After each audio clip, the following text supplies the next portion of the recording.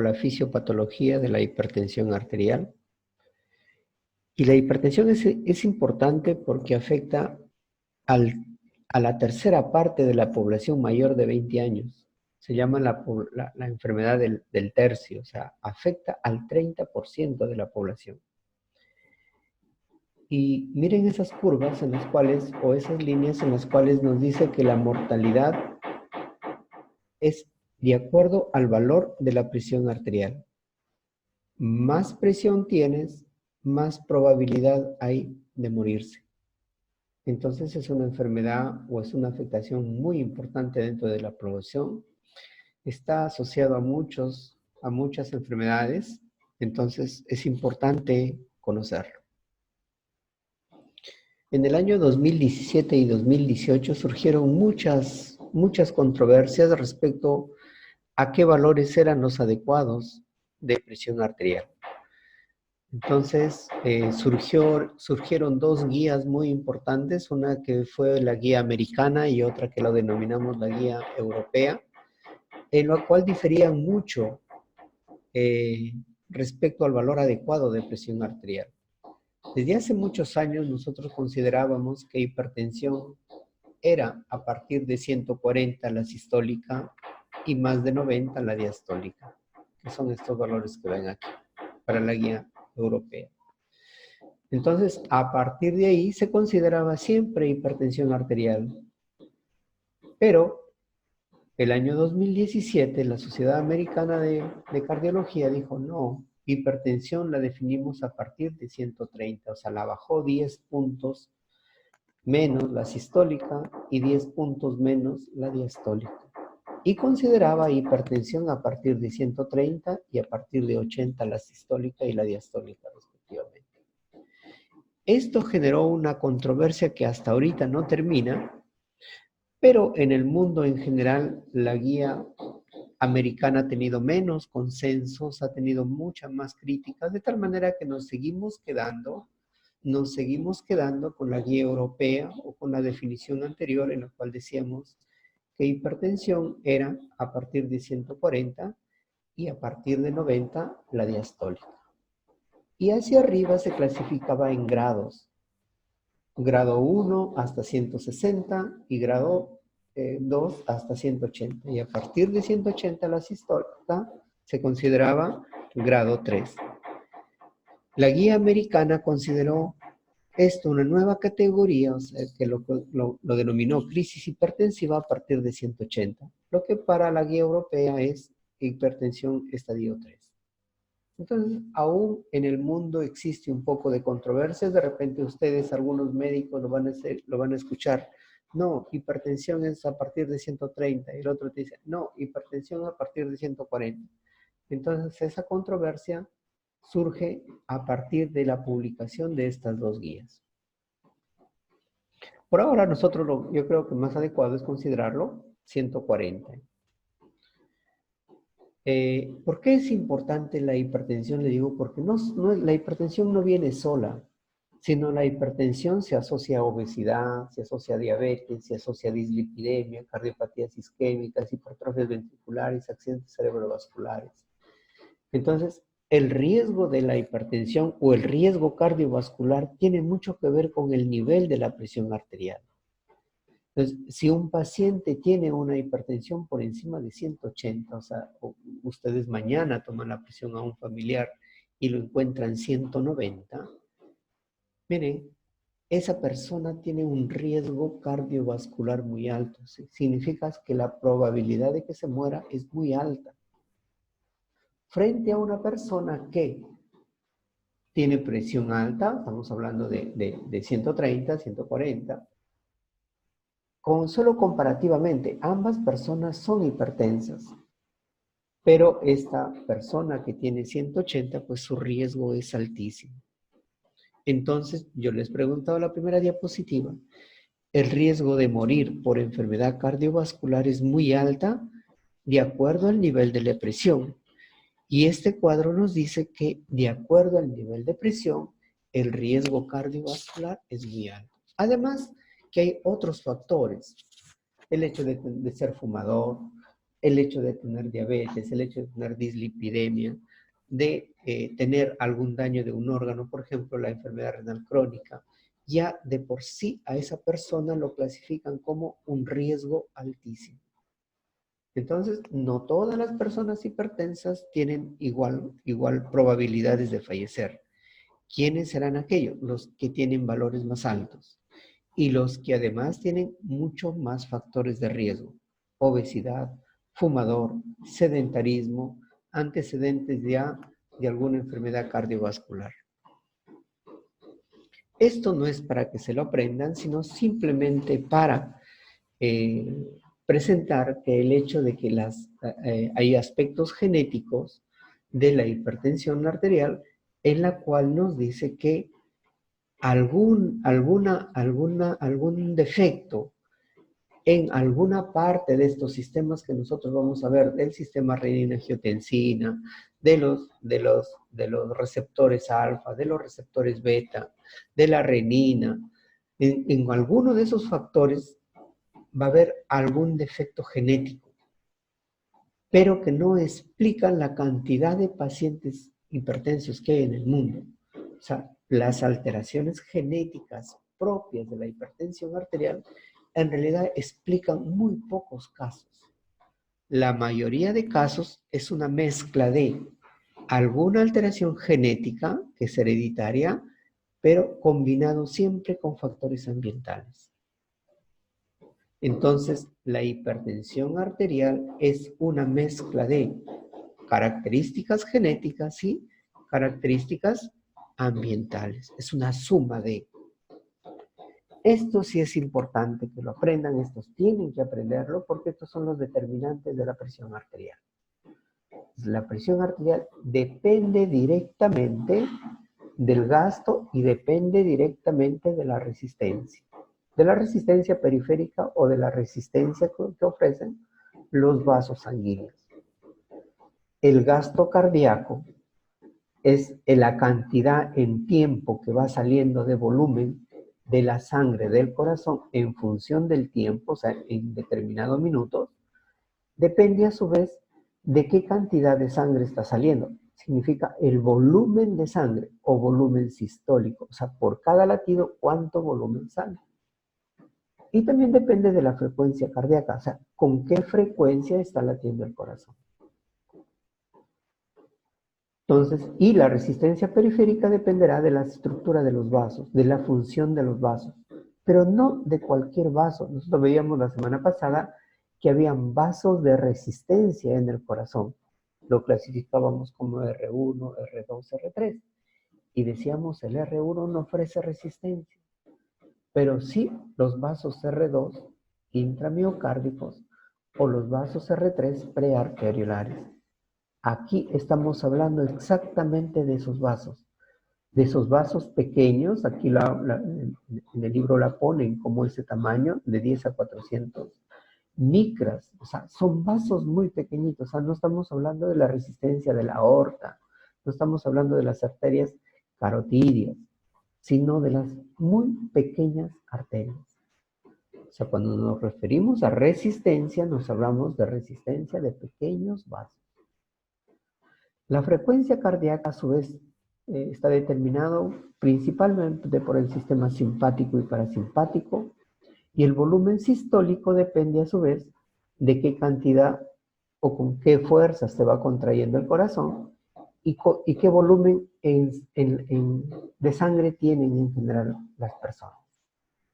Entonces, si ustedes se ubican en esta diapositiva y en estas imágenes, ustedes pueden saber dónde nosotros podemos actuar para subir presión arterial y dónde podemos actuar para bajar presión arterial. Entonces, sabremos la fisiología y sabremos el tratamiento, pero sabiendo dónde estamos actuando. Lo mismo, por acá tenemos presión arterial, gasto cardíaco o débito cardíaco también se llama, por la resistencia. Y cada uno de qué depende a su vez. Decíamos, el gasto cardíaco dependía de la capacidad del corazón para contraerse. del volumen que está llegando, que también se llama precarga, del volumen de sangre que yo estoy llevando. Y esos a su vez están de alguna manera determinados por otros factores. Decía, la actividad simpática afecta la frecuencia, afecta la contractibilidad del corazón. Y por el otro lado, ¿qué factores determinan el volumen de sangre? Es muy importante la cantidad de sodio. Y miren dónde lo vemos involucrado al sodio, básicamente en la cantidad de volumen que va a ir sumándose al gasto cardíaco. ¿Hay alteraciones genéticas? Sí, pero no explican todos los casos de hipertensión arterial.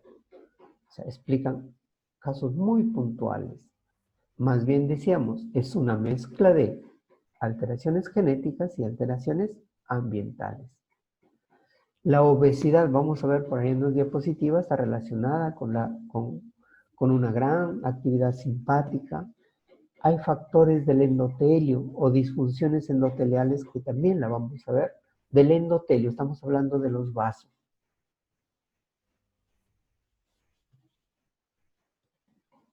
Y aquí el primer factor, que es uno de los factores más importantes, que es el volumen de sangre que tiene una persona.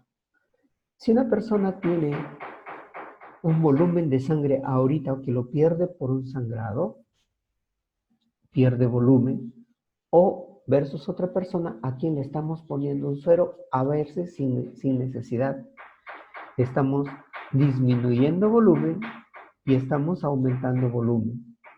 Esa cantidad de volumen que estoy ingresando dentro de las arterias se llama volumen sanguíneo, o sea, está yendo a la sangre en su conjunto. Pero esos volúmenes, ya sea disminuidos o ya sea altos, van a tener efectos sobre el control de la presión arterial. ¿Cómo lo hacen? Principalmente nosotros tenemos en el riñón sensores de presión, sensores de volumen y sensores de la cantidad de sodio que está llegando hacia los riñones. Y principalmente al túbulo distal. Ahí tendremos los sensores. Entonces está vigilando qué cantidad está llegando. Si yo estoy tomando una cantidad más alta de volumen o si tengo una cantidad más alta de volumen, pues esa información la va a captar. Si por el contrario tengo menos volumen, igual esa información captará y va a ser un efecto. ¿Qué efecto hace? Retener sodio o eliminar sodio. Y nosotros veíamos que el sodio siempre se acompañaba, siempre arrastraba agua hacia donde se va a ir. De esa manera, la cantidad de volumen es regulada, pero por la cantidad de sodio. ¿Sí? Entonces, la cantidad de volumen es regulada por la cantidad de sodio que hay en el cuerpo. La cantidad de sodio no solamente nos referimos a sodio específicamente, sino de cloruro de sodio. Generalmente el cloruro de sodio es la molécula que actúa para hacer efectos positivos sobre la presión. Sodio solo, no. O sea, es importante, sí, pero en realidad es más importante el cloruro de sodio. Entonces, si a mí me falta volumen, va a ser al contrario de tener volumen. Va a tener mucho sodio y esa cantidad de sodio va a activar el sistema renina-angiotensina-aldosterona y la aldosterona a su vez aumenta o disminuye, que hace sus efectos para aumentar o disminuir la cantidad de sodio que vamos a retener. Entonces, miren, el volumen, en conclusión, el volumen que estamos viendo que hace efecto sobre la presión arterial tendrá que ver con la cantidad de sodio que nosotros vayamos reteniendo en el cuerpo. Esto es muy importante, por ejemplo, en los pacientes cuyos riñones no funcionan bien o no orinan una cantidad adecuada. Pacientes con cirrosis, insuficiencia cardíaca, síndrome nefrótico, insuficiencia renal. No regulan bien sus volúmenes. Entonces ellos tienen una presión que nosotros lo llamamos volumen dependiente. O sea, una hipertensión que depende mucho del volumen. Hay una gran cantidad a quienes la presión se le llama sal sensible o sal resistente. Lo sal sensible significa que, o lo sal resistente significa que aun cuando usted le den sal, aun cuando le demos sal, esa persona como que no lo hace mucho efecto sobre su nivel de presión. Se llaman los sal resistentes o los resistentes a la sal. ¿Qué significa? Que su volumen, que su presión no depende de la cantidad de sal. Entonces, ahí había una controversia. Decíamos, pero si nosotros sabemos que la presión arterial depende de la cantidad de sodio que yo estoy poniendo, porque está reteniendo agua, ¿cómo es que algunas personas, aunque consumen una gran cantidad de sal, no lo afecta su presión? Era contrario a lo que nosotros decimos. Entonces, hasta que se descubrió que realmente los sal sensibles o los sal resistentes dependía mucho de que esto active un mecanismo que es a nivel endotelial de la activación o la generación de óxido nítrico.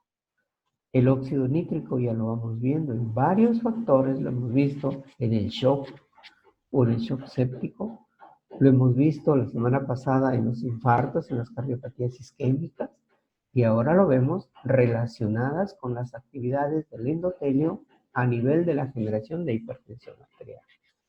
Entonces, si la persona consume sal y a su vez eso impulsa a la generación de una gran cantidad de óxido nítrico, el óxido nítrico va a ser una vasodilatación. Por lo tanto, la persona va a ser la vasodilatación que es contrario al aumento de presión. Entonces se regula. Entonces, por más que coman sal, esas personas activan la generación del óxido nítrico por la óxido nítrico sintetasa y esas personas no van a hacer hipertensión. Ellos serán los sal resistentes. A su vez, los sal sensibles son aquellos que le da sal, aumentan la presión. Entonces, en ellos se considera que han alterado el funcionamiento normal del óxido nítrico de tal manera que esta cantidad de óxido nítrico no se corresponde con los valores que debería tener al retener sodio. Esas personas ya se considera que tienen alguna alteración endotelial que no responde adecuadamente con óxido nítrico.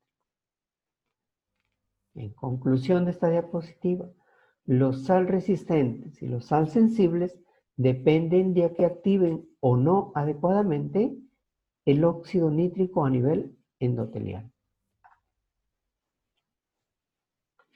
Esta diapositiva es muy importante porque otro de los efectos, sobre todo el efecto adrenérgico, tiene que ver con los receptores. Cuando hablamos de adrenérgicos, hablamos de adrenalina, de noradrenalina y hablamos de dopamina. Son las sustancias adrenérgicas, las 3 sustancias adrenérgicas. En general, más hablamos del efecto de la noradrenalina sobre los receptores alfa que de la adrenalina sobre los receptores beta, como que hubiera preferencia. Pero en general, uno actúan sobre ambos tipos de receptores. Entonces, estos son los receptores más conocidos. Hay beta 3, hay varios subtipos de A1, hay varios subtipos de A2, de beta 1, hay varios subtipos, pero nos quedamos en receptores alfa 1, alfa 2 y el beta, beta 1 y beta 2. Entonces, ahí les he puesto o les he marcado los efectos que hace en relación con la hipertensión arterial. Entonces, los alfa 1 son los receptores mucho más importantes en la generación de vasoconstricción a nivel de todos los vasos. A nivel periférico, o a nivel de piel, gastrointestinal, renal, del cerebro. O sea, vasoconstricción generalizada. Los receptores alfa 1. Pero a nivel renal también los alfa 1 intensifican la reabsorción de sodio.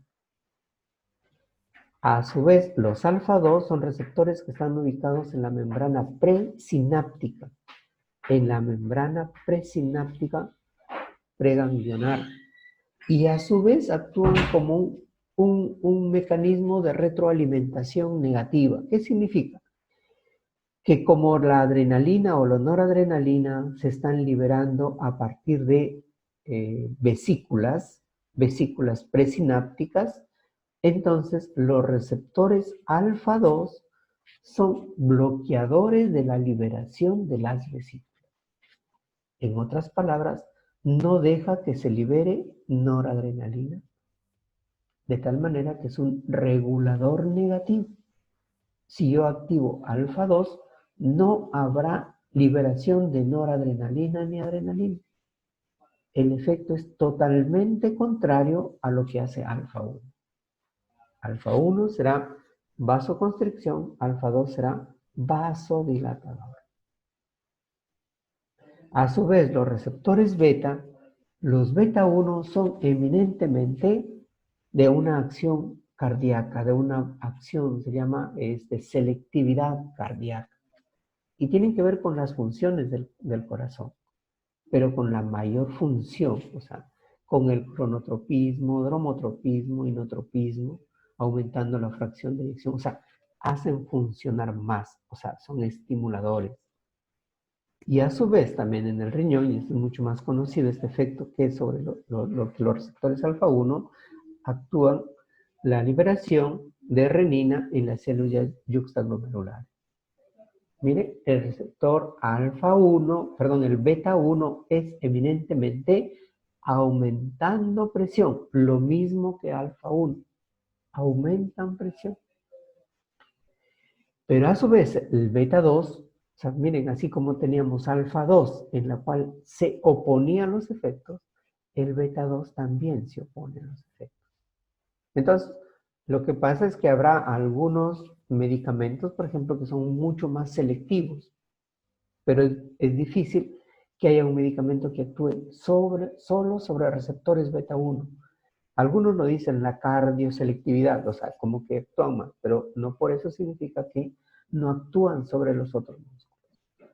Y miren la cantidad de receptores que tenemos y los efectos. Entonces, aquí tenemos los efectos adrenérgicos o de la noradrenalina y la adrenalina. ¿De qué dependen esos efectos? Dependen del receptor, no dependen de la adrenalina, porque la adrenalina es la misma actuando sobre distintos receptores. Por favor, esta explicación, tratan de entender. El efecto adrenérgico no depende de la adrenalina o la noradrenalina, depende de los receptores sobre los cuales esté actuando. El control de la presión a través de los vasoreceptores o a través del sistema simpático tiene dos mecanismos. A corto plazo, que es un control muy rápido, muy inmediato, por ejemplo, cuando nos paramos estando acostados o cuando caminamos o al revés, tiene que tener un control muy rápido y es dado por el sistema simpático. Y ocurre esta contracción del sistema simpático o este reflejo que se llama reflejo vasoreceptor o varoreflejo. Tiene que ver con los cuerpos carotídeos o con mecanorreceptores. Estos no son quimioreceptores, son mecanorreceptores que están sensando no presión, sino están sensando distensibilidad. ¿Sí? Este concepto es muy importante. No están sensando presión. Aquí están los cuerpos carotídeos en las bifurcaciones carotídeas y aquí están en el callado de la aorta. Ahí tenemos las células. Entonces, ¿qué están sensando? ¿Cuánto se distiende o no el vaso?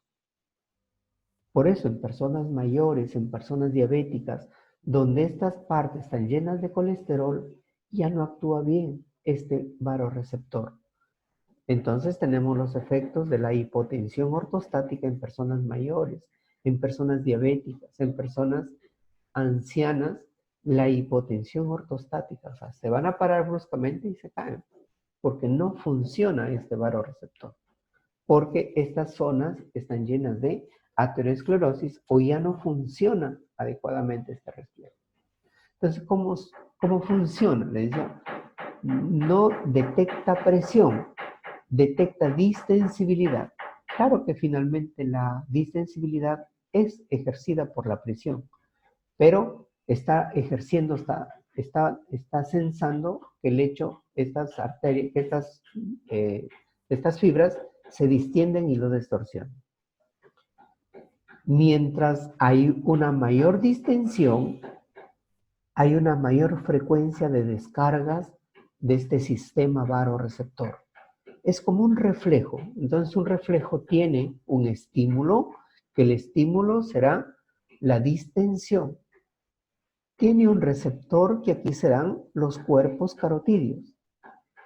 Tiene un aferente, que es el nervio glosofaringeo y es el nervio vago. Tiene un centro, que es el centro vasomotor, que está en la parte superior del bulbo. Ahí está el centro vasomotor. Y va a haber una respuesta. Entonces, si hay una distensión, ¿qué significaría? Que aumenta volumen, que aumenta presión, que hay mayor cantidad de volumen dentro de mi sangre, por eso aumenta de distensión, a una mayor fuerza, hay una mayor frecuencia de descargas y el efecto va a ser contrario. Por eso es un retroalimentador negativo. Significa que hay mayor distensión, la frecuencia de descargas disminuye, la frecuencia de respuesta disminuye, el corazón va a latir menos y la presión va a disminuir por el sistema adrenérgico. Eso es inmediatamente. Cuando sube la presión arterial, sucede lo mismo que cuando baja la presión, pero en mecanismos distintos. Pero ocurre que este sistema no es 100% eficaz. ¿Qué significa? Que si la presión me sube a 160, la presión, y estando en 120, el sistema no funciona 100% y de nuevo lo baja a 120, sino es un sistema ineficaz, de tal manera que su máxima eficiencia es 25-30%. De tal manera que lo disminuye la presión arterial, pero sin llegar a valores previos normales. Entonces, ocurre que en personas hipertensas, porque no diríamos, ¿y por qué las personas hipertensas con este varoreflejo no se controlan? Y el paciente no debería ser hipertenso. Entonces, este sistema significa que se va regulando a valores más altos.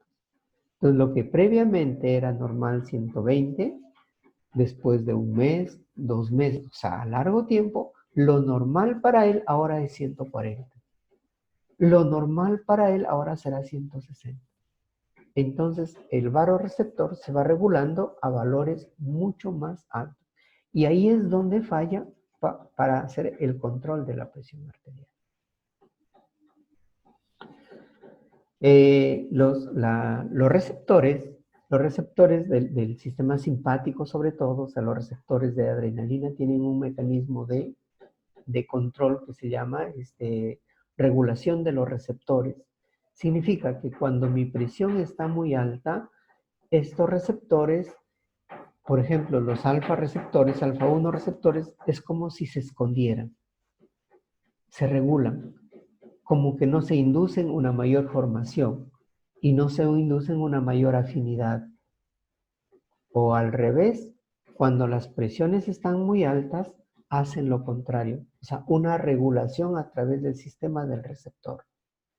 Y esto se conoció a partir de que en pacientes que están chocados, por ejemplo con shock séptico, uno de los tratamientos que se ingresó en la definición fue el hecho que reciban adrenérgicos, o sea, adrenalina.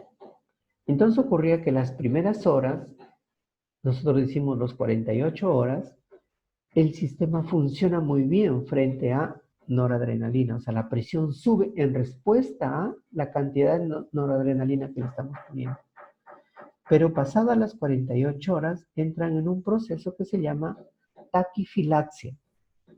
Prendanse ese nombre, la taquifilaxia, que significa que por más cantidad de receptores y adrenalina que pongas, los receptores cada vez más van respondiendo menos.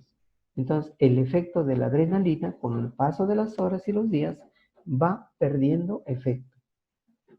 Eso lo conocemos como taquifilaxia. Pero también sucede al revés. Cuando tiene una persona valores mucho más altos de presión, la va escondiendo los receptores en un intento de regularlo. O sea, ahí están los receptores, pero la esconden. De tal manera que cuando lo bajamos la presión, este efecto se va en el feocromocitoma, que es productor de adrenalina. Inmediatamente cuando sale el tumor, hay una respuesta hipertensiva porque de nuevo los receptores salen y la adrenalina, que de alguna manera siempre queda, hace un efecto muy alto. O sea, la vemos como taquifilaxia cuando no hace efecto, pero lo vemos también haciendo mucho efecto los receptores cuando disminuye. Y esto también lo vemos cuando damos tratamiento con alfa bloqueadores.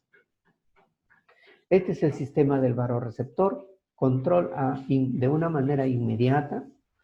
Entonces decía, cuerpos carotídeos, ahí tendremos el callado de la aorta, ahí estarán los sensores de distensión, nervio glosofaringeo, nervio vago, centro vasomotor, y va a haber una respuesta.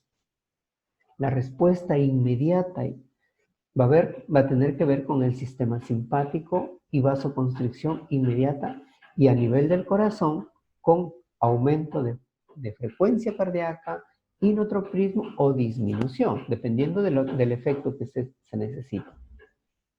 Pero a su vez, a largo plazo, estamos hablando de días, de semanas o de meses, si es que esto continúa, va a haber un efecto sobre el sistema renina, angiotensina, aldosterona. Por eso los receptores beta también decíamos que tenían un efecto directo sobre las células renales.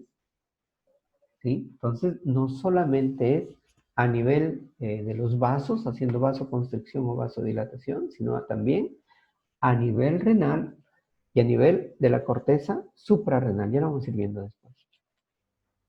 Entonces, acá está. A nivel renal, actúa sobre tres estructuras principalmente. Actúa sobre las células liberadoras de renina, que son las células yuxtaglomerulares.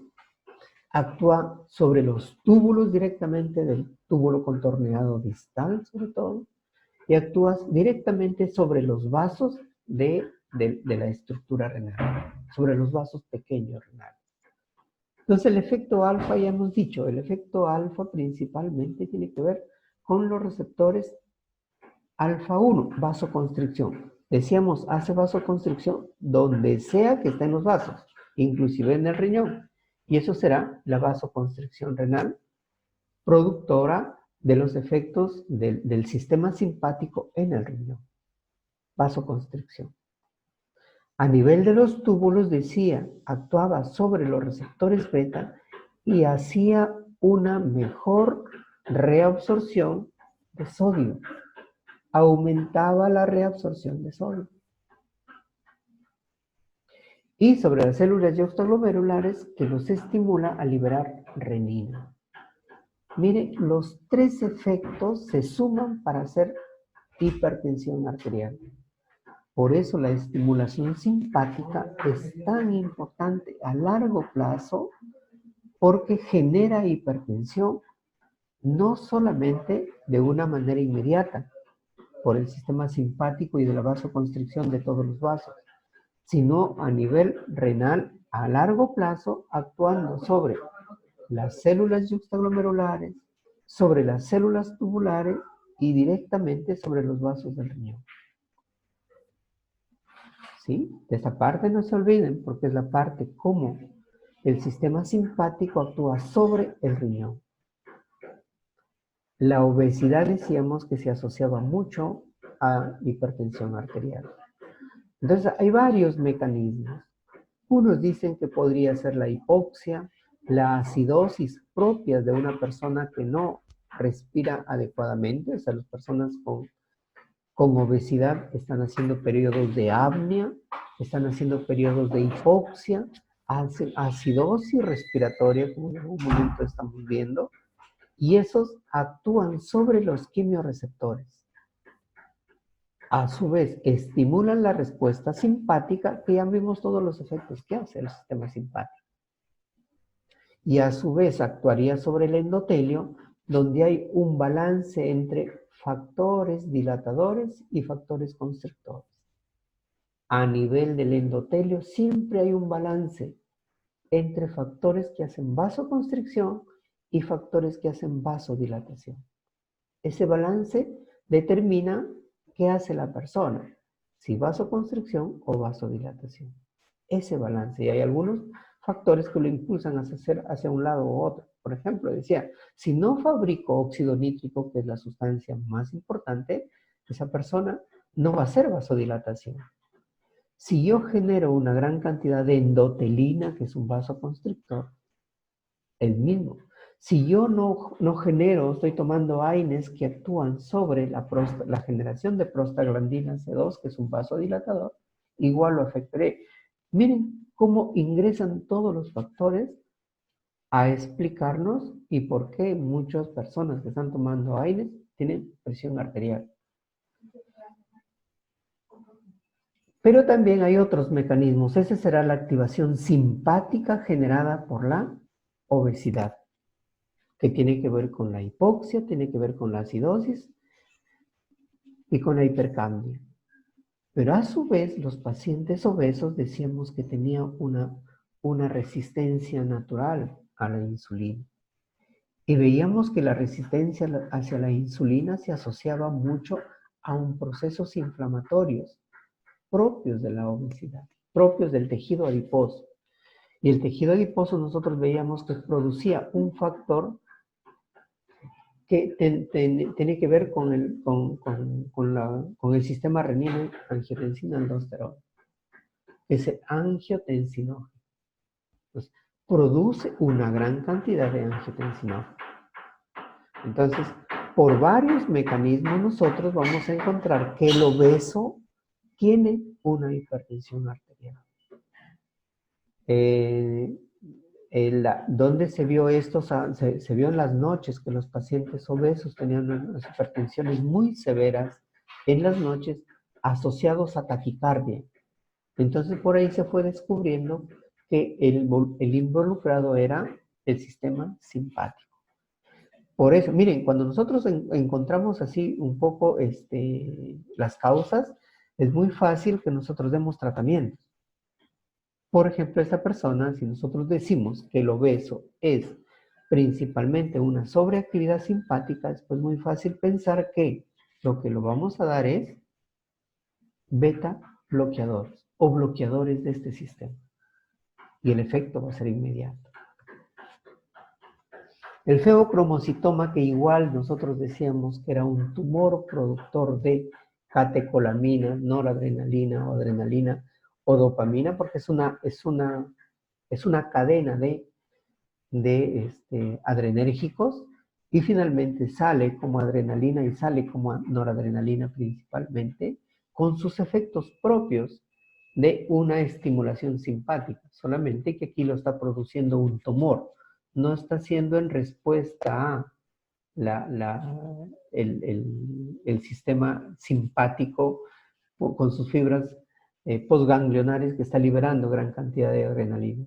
No, es un tumor que está generando adrenalina. Pero el efecto que está haciendo sobre los tejidos es exactamente el mismo. Tiene algunas características este feocromocitoma.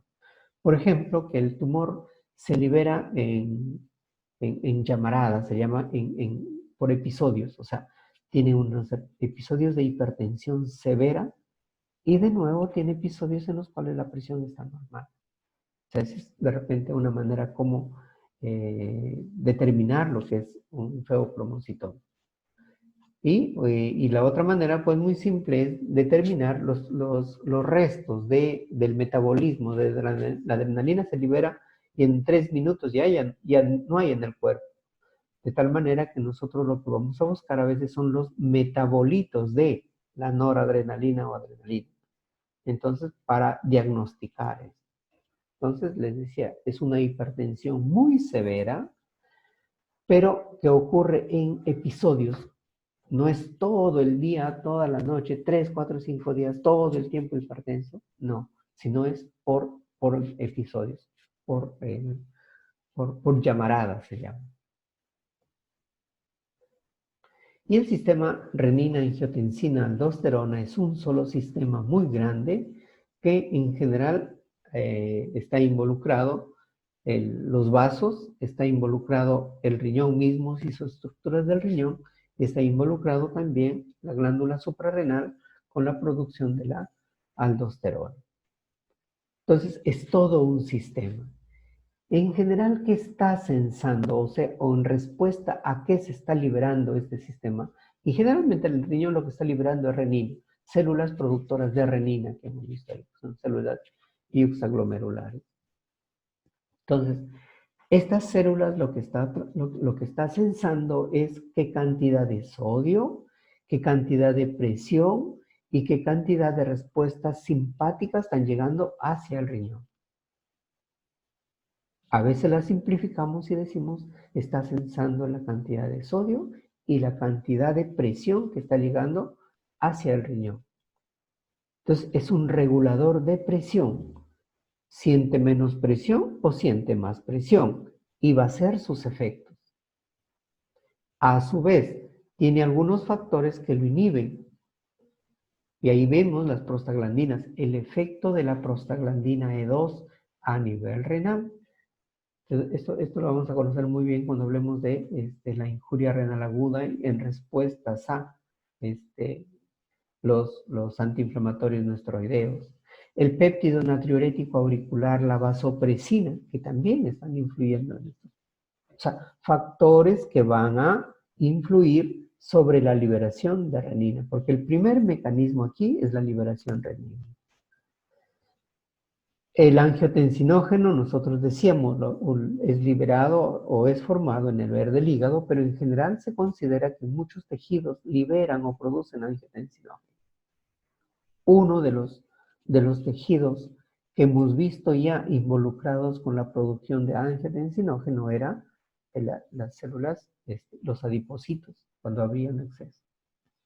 Con la renina se transforma en angiotensina 1 y a nivel pulmonar, no solo de preferencia pulmonar, tendremos la enzima convertidora de angiotensina, pero también hay esta enzima convertidora de angiotensina a nivel local en todos los tejidos.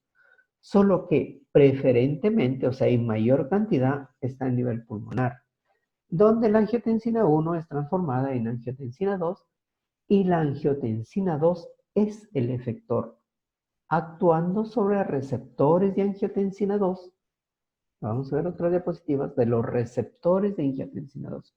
O sea, la angiotensina 2 no actúa por sí sola, sino tiene que actuar sobre sus receptores. Entonces, el efecto más importante e inmediato es que es una de las sustancias vasoconstrictoras más importantes, la angiotensina 2. Pero no solo es el único factor, el efecto que hace, actuando a nivel de la retención de sodio, a nivel del túbulo, actúa aumentando la secreción de aldosterona y actúa sobre el sistema de la vasopresina, aumentando la sed. Miren, 4 efectos destinados a subir la presión. Por eso este sistema es tan potente. Porque la adrenalina, noradrenalina, actúan inmediatos. Pero para que la presión se sostenga elevada, ya tiene que actuar este sistema. Es un regulador de presión de largo tiempo ya. Entonces aquí lo vemos el mismo efecto. Entonces yo decía, no solamente tenemos angiotensinógeno en el hígado. De repente, ahí será lo más importante. no solo tenemos enzima convertidora de angiotensina en el pulmón, sino también tenemos en otros tipos de tejidos. A nivel periférico, se considera que cada órgano, cada tejido, cada sistema tiene su producción local de angiotensinógeno, su producción local de enzima convertidora de angiotensina para regularse localmente. Entonces, así se regula la cantidad de que está llegando al hígado, la cantidad que está llegando al cerebro, la cantidad que está llegando al corazón. Entonces, no solamente es el sistema que nosotros lo conocemos, hígado, riñón, tejidos, pulmón, y no es así. O sea, es a nivel de todos los sistemas, hay otros tipos de reguladores a nivel local. Entonces, la angiotensina decíamos que la angiotensina 2 era el efector final, pero no actuaba directamente, sino actuaba sobre sus receptores, los receptores de angiotensina. Después se han ido descubriendo algunos tipos ya de receptores, o sea, algunos fragmentos de receptores, uno más importante que otros. Y porque algunas personas respondían muy bien a los medicamentos, porque otras personas no responden adecuadamente a los medicamentos. ¿No? Va a depender, así como que veíamos que la adrenalina, que el efecto simpático no solamente dependía de que libremos adrenalina, sino sobre qué receptores actúa. La angiotensina 2 exactamente el mismo proceso lleva. No depende solo de liberar angiotensina, sino sobre qué receptores de angiotensina actuar. Y aquí los tenemos. Los más conocidos son los receptores AT1 y los menos conocidos aún son los receptores AT2. Inclusive hay otros tipos de receptores, están hablando de receptores AT3. El receptor AT1 es el principal factor vasoconstrictor, pero a su vez, se relaciona mucho con la actividad de la aldosterona. El receptor AT2, que generalmente es en algunos medicamentos, de repente ustedes van a escuchar cuando vayan avanzando en su carrera, van a ver en los visitadores, nosotros actuamos sobre los receptores AT2. Y dicen así, nuestro medicamento es característico de actuar sobre los receptores AT2. Entonces, decía, estimula los receptores AT2. ¿Y por qué es importante los receptores AT2? Porque miren, hace lo contrario a los receptores AT1. Así como decíamos, alfa 1 y alfa 2, alfa 1, alfa 2 lo regula de retroalimentación negativa. Aquí también existe una suerte de regulación negativa. Los AT1 quisiéramos que en todas las personas hipertensas estén funcionando muy bien este receptor. ¿Sí? Lo que pasa es que este receptor no está actuando adecuadamente en esas personas. Entonces, es importante la angiotensina 2, pero lo más importante es sobre qué receptores actúa.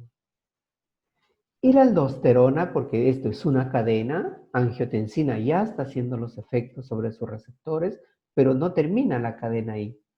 La cadena sigue liberándose aldosterona. Esta diapositiva las presenté ahí porque hace mucho tiempo se decía que los receptores AT1 no solamente actuaban para hacer la vasoconstricción, no solamente estaban involucrados con la vasoconstricción, sino que con múltiples efectos a nivel sistémico, y que por eso la hipertensión no solamente era aumento de presión, sino además se relacionaba con disfunción endotelial, con alteraciones en el corazón. O sea, ¿por qué decía una persona hipertensa termina con un corazón muy grande? ¿Por qué termina con alteraciones endoteliales? Porque esta persona hipertensa además tiene gran tendencia a hacer aterosclerosis. Y de ello se vio la relación que existían o sobre los efectos que existían los receptores AT1. Entonces, no solamente es vasoconstrictor por este mecanismo, usted más aumentando el calcio intracelular, sino también decíamos, nosotros actuaba sobre la aldosterona, que lo hemos estado viendo, sino además actuaba sobre receptores intracelulares de tal manera que inducían fibrosis, inducían hipertrofia. Miren, solamente por actuar sobre esos receptores AT1. Actuaba sobre el balance prostaglandina tromboxana y aumenta la agregación plaquetaria. Por esto esos hipertensos pues terminan siendo infartos, accidentes cerebrovasculares. Entonces, probablemente de los efectos negativos que tiene un paciente hipertenso se relacionen con la actividad de los receptores AT1. O sea, no es solamente vasoconstricción. La cantidad de sangre que va llegando al riñón es muy importante, o sea, la cantidad. Y miren, aquí en la mano izquierda, ¿no?, les he puesto una imagen que es la circulación normal del corazón. Y al riñón llega prácticamente la sangre solamente a través de una arteria. Una sola arteria. No hay 2 o 3 arterias que lleven sangre al riñón. Hay una sola arteria. De tal manera que la obstrucción de esa arteria causa graves problemas en el riñón. Porque es una sola.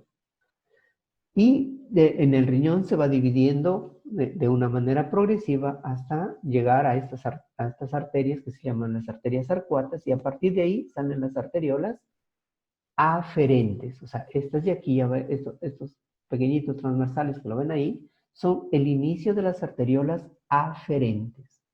De ahí formarán las eferentes y el ovillo glomerular estará ubicado más en la corteza. Por eso están ahí, se llaman arterias arqueadas o arcuatas. Entonces, este sistema de irrigación a partir de una sola arteria es muy importante porque está regulando presión. Yo siempre cuando explico esta parte le digo, es como si tuviéramos nosotros en un sistema de agua, ponemos en el centro de este sistema un regulador del volumen de sangre o de agua que va a estar circulando en este sistema. Es un regulador. Entonces, como es un regulador, tiene que estar a través de un solo sistema, ¿sabes? Como les decía, como poner en una cañería que lleva agua, que conduce agua, ponemos un controlador ahí. Y voy diciendo qué cantidad yo necesito y con qué presión yo estoy regulando el sistema. Eso es lo que hace el riñón. Un regulador de presión. Ya lo vimos por el sistema renina-angiotensina-aldosterona. Pero aquí tiene que ver con que si yo obstruyo los vasos o la arteria que va a llegar al riñón, esto será una obstrucción, vasos de arteria renal, pero también hay vasos muy pequeñitos como las vasculitis y adentro del riñón. Entonces, si yo obstruyo, la voy a dejar sin flujo a este riñón. Esa isquemia, igual nosotros decíamos, está regulando volumen, está sensando volumen, está sensando oxigenación, está sensando sodio. No va a llegar a una cantidad de volumen adecuado. Eso se va a tomar como que a la persona le falta volumen y en respuesta este riñón va a liberar o va a activar su sistema renina, angiotensina, aldosterona. Pero el otro riñón estaba normal. Y la activación no lo hace solamente, o sea, el sistema no funciona solamente para ese riñón, para tratar de regular este sistema, sino la liberación de la renina, de la angiotensina y finalmente de la aldosterona va a ser efecto en los dos. Entonces miren cómo el daño de uno termina afectándolo al riñón prácticamente sano. Porque un riñón que nada tenía que ver, que no tenía problemas, va a ser afectado por la liberación sistémica de renina, angiotensina, aldosterona. A eso nosotros lo llamamos hipertensión renovascular. ¿Sí? La hipertensión renovascular es aquella producida por una obstrucción de las arterias renales o de las arterias que conducen sangre al riñón. Son muy difíciles de tratar, porque generalmente a veces hay que retirar este riñón o hay que revascularizar de tal manera que pero son de las hipertensiones que se sanan, porque se saca este riñón y prácticamente la persona vuelve a lo normal. Decíamos que el sistema renina, angiotensina, aldosterona no termina con las acciones de la angiotensina 2, sino que esto además actúa sobre el sistema de la aldosterona. La aldosterona, ¿dónde está ubicado? En la corteza suprarrenal. Y aquí están las zonas o las capas de la corteza suprarrenal. La médula producirá catecolaminas, la médula suprarrenal. Pero la corteza suprarrenal produce una de ellas, aldosterona. Y las otras producirán estrógenos o glucocorticoides, el resto de zonas. Entonces, sobre la zona glomerular o la parte externa, dará la zona que produce aldosterona. Ahí va a actuar la angiotensina 2 y induce la liberación de aldosterona. Sale aldosterona y se va hacia el sistema sanguíneo. Tiene muchos receptores la aldosterona en otras partes, ya lo vamos a ver. Pero aquí lo vamos a ver actuando sobre los receptores que tiene a nivel del túbulo contorneado distal. Túbulo contorneado distal. Este será la arteriola aferente, arteriola eferente. Esto será la zona glomerular, los tuboconductos, el asa de Henle, la parte proximal del túbulo, la parte distal del túbulo. ¿Dónde están ubicados estos receptores? Entonces están ubicados acá. Hay dos tipos de células. Hay las células principales y hay las células intercalares. La aldosterona o los receptores de la aldosterona están ubicados en las células principales. ¿Qué efecto hacen? Intercambiar el sodio por el potasio. Por eso su efecto es retener sodio, actuando sobre las células principales del túbulo contorneado distal. Pero miren, este es el efecto inicial. Retiene sodio, elimina potasio. Pero inmediatamente a eso hay otra célula, que es la célula intercalar. Entonces, lo que de nuevo quiere regular es la cantidad de potasio. Y entonces hay un intercambiador, aquí también es un intercambiador, en la cual trata de no perder gran cantidad de potasio, que lo hacía la célula, la aldosterona, sino intercambiarlo con los iones hidrógeno. Y finalmente, el hiperaldosteronismo, o sea, cuando funciona mucho la aldosterona, ¿qué permite o qué efectos finales va a tener? Retener sodio, eliminar potasio. No se elimina todo el potasio, sí se elimina potasio, pero aquí se trata de retener y finalmente también se elimina hidrógeno. Mire entonces, un paciente con hipertensión por hiperaldosteronismo va a tener un aumento de sodio. Junto con sodio aumentará el agua, hipertensión. Pero pierde potasio. Entonces el paciente tendrá hipocalemia, o disminución del potasio a nivel de su sangre. Pero no solamente eso, sino entrará en juego la otra célula, la célula intercalar, y le dice, retengo sodio, potasio y elimino hidrógeno. Si yo pierdo hidrógenos, el paciente cambia su pH, que depende de los iones hidrógenos. Si está perdiendo hidrógenos, el paciente va a hacer una alcalosis. Como está perdiendo hidrógenos, a esto se llama alcalosis metabólica. Entonces, ¿qué hace a un paciente con hiperaldosteronismo? Hipertensión, hipocalemia, alcalosis metabólica. Así se diagnostica. Pero sobre esos receptores que se llaman receptores de aldosterona o mineralocorticoides, también se llaman, no solo actúa la aldosterona, sino también actúa el cortisol. Por eso el síndrome de Cushing, la enfermedad de Cushing, que es aumento de cortisol, o cuando damos nosotros prednisona, o ahorita que en el mundo se está hablando mucho de la dexametasona, es un mineralocorticoide. Entonces, sube la presión. Por ahí en las noticias están escuchando, no tome, porque ahorita se sabe que ayuda o mejora en los pacientes con COVID grave, la dexametasona. Entonces, ¿cómo lo hace? Actúa sobre estos receptores, sobre los receptores mineralocorticoides, que también son receptores de aldosterona. Que regula por ahí la cantidad de retienes sodio, por ahí sube la presión. Pero también no son los únicos efectos, sino también tiene efectos antiinflamatorios potentes, que de repente no es el momento de verlo. Entonces, por ahí estamos hablando de la dexametasona, que es un corticoide. Y aquí lo vemos el efecto del corticoide, en este caso cortisol.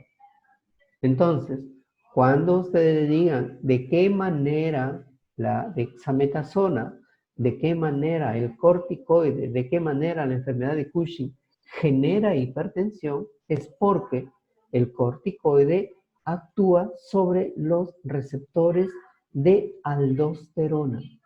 En su conjunto se conoce como mineralocorticoides o receptor mineralocorticoide.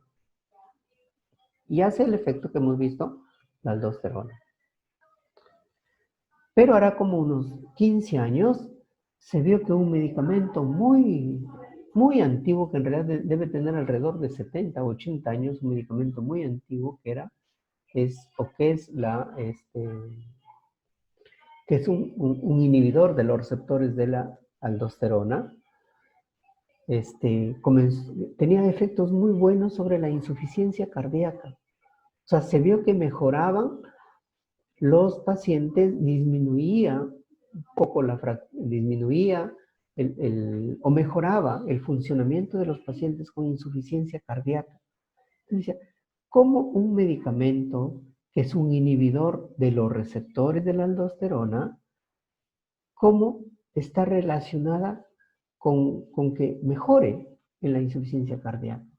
Entonces se descubrió que la aldosterona tenía receptores no solamente a nivel renal relacionadas con la retención de sodio, sino se veía que la aldosterona tenía receptores en muchas células, y principalmente era a nivel del endotelio y tenía receptores a nivel del corazón. Entonces, cuando actuaba sobre estos receptores, pues ya no hacía el efecto de retener sodio, porque aquí no hace ese efecto, sino principalmente inducía procesos inflamatorios, inducía fibrosis e hipertrofias y disfunciones endoteliales. Entonces, miren cómo un medicamento no solamente tiene un efecto, así como estamos viendo la adrenalina, así como estamos viendo la angiotensina 2, en los mismos otros efectos estamos viendo con la aldosterona, ¿sí? Actuando sobre otros receptores. Entonces hemos hablado sobre el sistema simpático, sobre el volumen, sobre la sal, sobre el sistema renina, angiotensina, aldosterona, como reguladores de la presión arterial. Pero esos actuaban sobre el gasto cardíaco. Pero nosotros decíamos que presión era gasto cardíaco por resistencia. Entonces la resistencia, decíamos, viene dado por el calibre de los vasos, por la presión, por el efecto que hace el flujo a través de los vasos. Entonces, aquí tenemos vasos normales y vasos que van deformándose. Esto será, por ejemplo, un vaso con trombosis, un vaso con fibrosis, un vaso con una gran hipertrofia de la media. Y aquí un desbalance, disfunción endotelial significa desbalance entre sustancias vasodilatadoras, aquí óxido nítrico, prostaglandinas E2, creo que les he hablado, versus tromboxano A2 y endotelina, vasoconstrictores. O sea, esa balanza. Entonces, si es que estos vasos están alterados, están disfuncionando, lógicamente que va a ganar los factores vasoconstrictores. Entonces, una disfunción endotelial me va a dar una vasoconstricción, hipertensión arterial. La aterosclerosis, o sea, esto, me va a dar una hipertensión arterial. O el estrechamiento, la fibrosis, me va a dar hipertensión arterial. Y eso es uno de los factores más importantes en realidad, porque miren, estos vasos serán calibres normales. Un vaso con un calibre muy pequeño, un vaso con un calibre muy grande. Entonces, el flujo va a depender de estos vasos. Entonces, por acá no habrá flujo, por acá habrá no, y aquí disminuirá la presión. Y de repente estamos hablando del mismo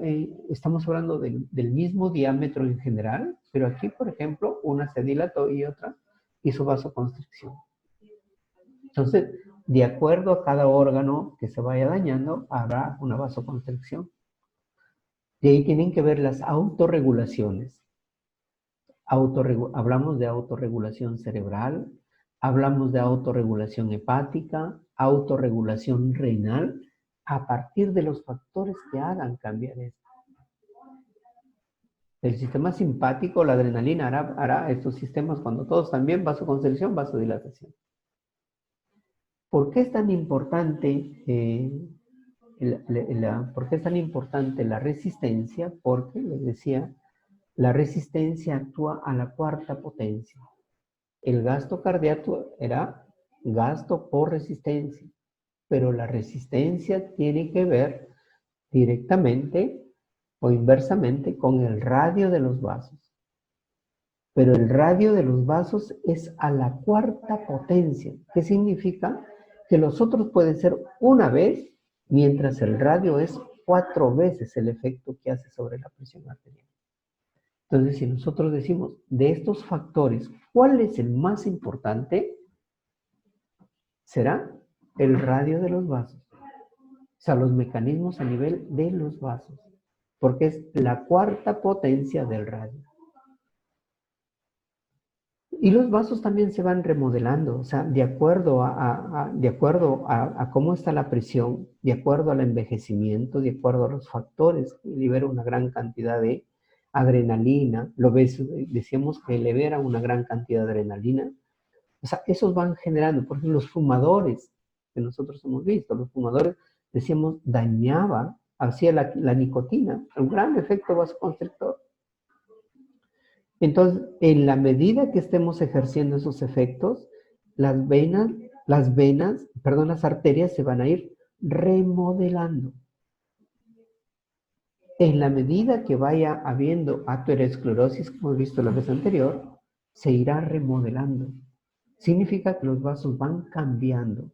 Entonces, ese remodelamiento, mientras vaya estrechando la luz, irá generando hipertensión arterial. El transporte iónico a nivel de las células endoteliales y cómo se regulan. Miren, esto es una cosa que, bueno, se habló en las ediciones anteriores de los libros, no aparecían, pero en las últimas 2 ediciones aparecieron el transporte iónico. Entonces, ¿qué tiene que ver? Tiene que ver que nosotros, mientras estemos regulando bien el ingreso de sodio, el ingreso de hidrógeno, hay un intercambiador sodio-hidrógeno. Entonces, mientras ese intercambiador esté funcionando normal, probablemente todo el sistema esté actuando normal. Pero si nosotros alteramos ese intercambiador, el intercambiador siempre va a tener a ingresar hidrógenos e intercambiarlo por sodio. Es un intercambiador sodio-hidrógenos a nivel endotelial. Pero cuando ingresa el sodio, es un proceso de despolarización que a su vez se sigue con una apertura de los canales para que ingrese el calcio. Entonces, ingresar sodio significa ingresar también calcio, de tal manera que el calcio o el aumento del calcio a nivel intracelular va a generar el aumento del tono de estos vasos. En otras palabras, va a generar hipertensión arterial. Miren cómo las alteraciones iónicas en las células de alguna manera se relacionan. Claro que después se ha visto que esto no tiene un efecto importante para una persona, para explicar todo el mecanismo de la hipertensión en esa persona. Y los daños que hace la hipertensión a nivel de todo el cuerpo son muy importantes. A nivel del corazón, uno de los daños más importantes relacionados con infartos, relacionadas con necesidades de oxígeno, es la hipertrofia ventricular izquierda, porque es como la primera etapa de la insuficiencia cardíaca. ¿Con qué tiene que ver? Con la hipertensión arterial. Y los procesos que van sucediendo con aumentos de presión arterial. Es como un músculo que se está esforzando, como un físico-culturista, que está ejerciendo todos los días aumentos de muscular. Entonces, lógicamente, es un músculo que va a crecer. Eso será el músculo aquí, hipertrofia concéntrica, gran cantidad de músculo. Pero como esta presión no se detiene o esta presión sigue alta, es como el físico-culturista que sigue haciendo ejercicios, habrá un límite para eso. Entonces el corazón también tendrá su límite respecto a cuánto va a crecerse, cuánto va a hipertrofiarse, hasta que ya no puede hacerlo más. E ingresa en una segunda etapa, que es la hipertrofia excéntrica o dilatada, en la cual el corazón quedó ya muy grande, pero el músculo poco a poco se fue atrofiando y queda simplemente un gran corazón que ya no tiene la capacidad de hacer contracción. Efectos de la hipertensión arterial. Directamente. Y algunas personas que nunca recibieron tratamiento, que no tienen molestias. Hipertensión, molestias ninguna. Síntomas, ahí en el libro, ¿qué síntomas tiene el hipertenso? Ninguno. Hasta que no tiene una complicación. El síntoma va a venir de la complicación. Entonces tenemos hipertensos con hipertrofia ventricular izquierda que no están viéndolo, que no se están conociendo.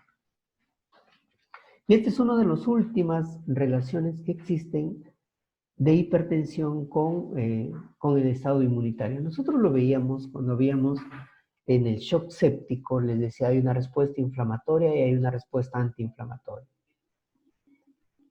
Entonces, ¿qué habría en los pacientes hipertensos o cómo, de alguna manera, el sistema inmunitario se relaciona con la hipertensión? Nos dice que en general, hipertensiones también significa disfunción del endotelio y de alguna manera generación de proteínas, generación de sustancias que normalmente no las tenemos. Esas proteínas poco a poco comenzarían a ser como generadores de procesos inflamatorios en el sentido de que el organismo la captarían como extraños. Se llama generación de autoantígenos. Es igual como en el lupus, que de repente en algún momento la vamos a ver, genera autoantígenos. Generar autoantígenos significa dar lugar o dar pie o iniciar la cascada inflamatoria de generación de anticuerpos contra esos antígenos.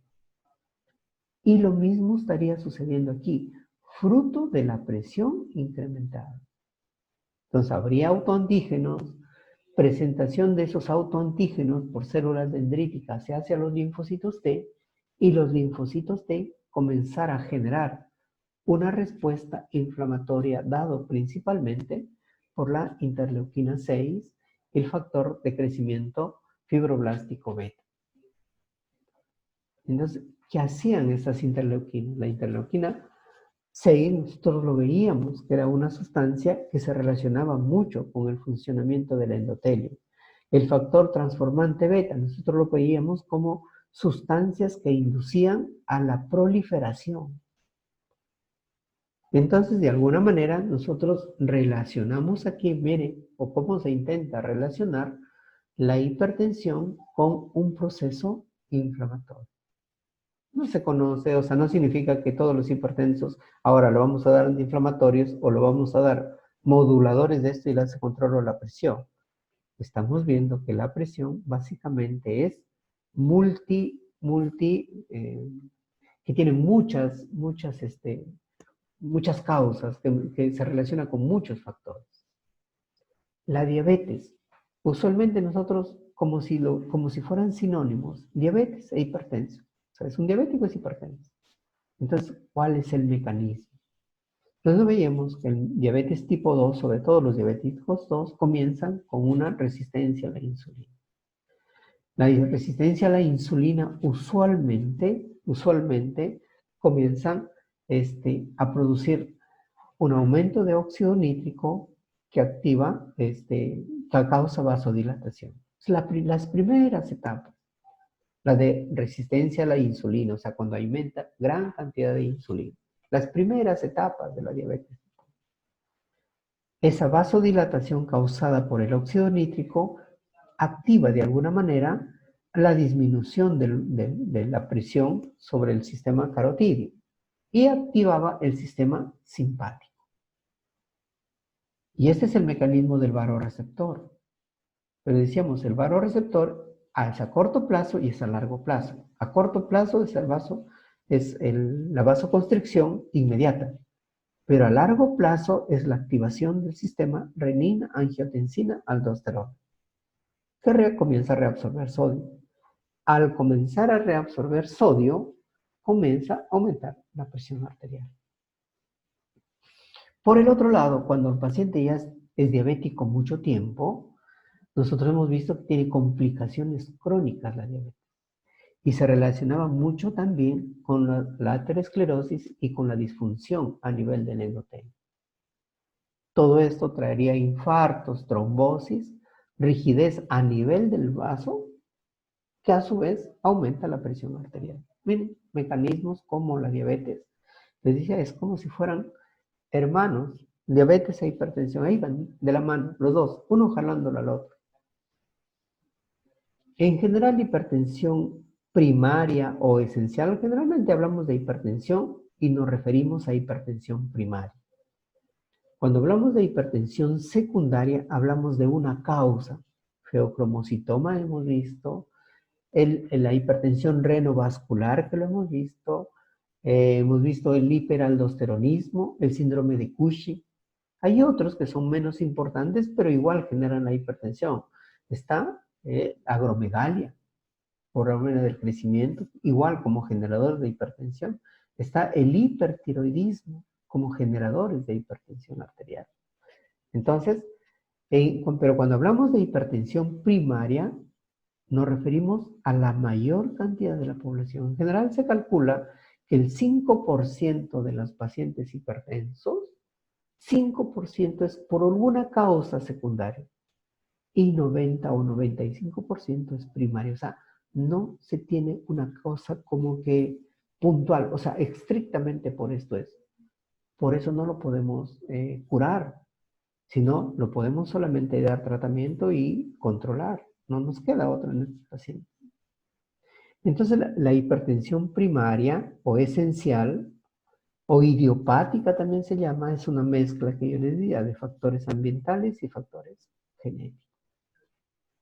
Genéticos puede haber muchísimas alteraciones relacionadas con el sistema de la aldosterona, con la angiotensina, con el angiotensinógeno, con la sensibilidad a la sal, o sea, muchísimos factores. Y ambientales probablemente tienen que ver con la obesidad, con la diabetes, con el sedentarismo, con ser fumador. Entonces, finalmente, toda esa mezcla de factores van a tener como un efecto final hipertensión arterial. A eso nosotros lo llamamos hipertensión primaria idiopática. Los últimos 2 o 3 años se ha estado hablando mucho sobre el efecto del ácido úrico sobre la hipertensión arterial esencial o primaria. Entonces se vio que muchos pacientes, hay una chica que acaba de hacer una tesis muy bonita, en la cual ha visto que los pacientes hipertensos con ácido úrico elevado tienen una alteración neurológica o un deterioro neurológico muy, muy rápido. Entonces, acaba de publicar sus resultados. Entonces, es una tesis de la universidad en la cual encuentra esa relación con el ácido úrico. Entonces, le digo, el ácido úrico es un factor que se involucra con muchas de estas alteraciones a nivel de la glucosa, de la hipertensión arterial, de efectos cardiovasculares que aún no se está conociendo todavía en toda su magnitud. Las manifestaciones clínicas de la hipertensión en general, decía, no es nada. No hay, de la hipertensión arterial primaria no hay síntomas. Los síntomas vienen por las complicaciones. Entonces no es que duele la cabeza y eso no existe. Pero sí de la hipertensión secundaria, sí del feocromocitoma, sí de la estenosis de la carótida, sí de la estenosis de la arteria renal, del hiperaldosteronismo, tendrán los síntomas propios de la enfermedad que está relacionada.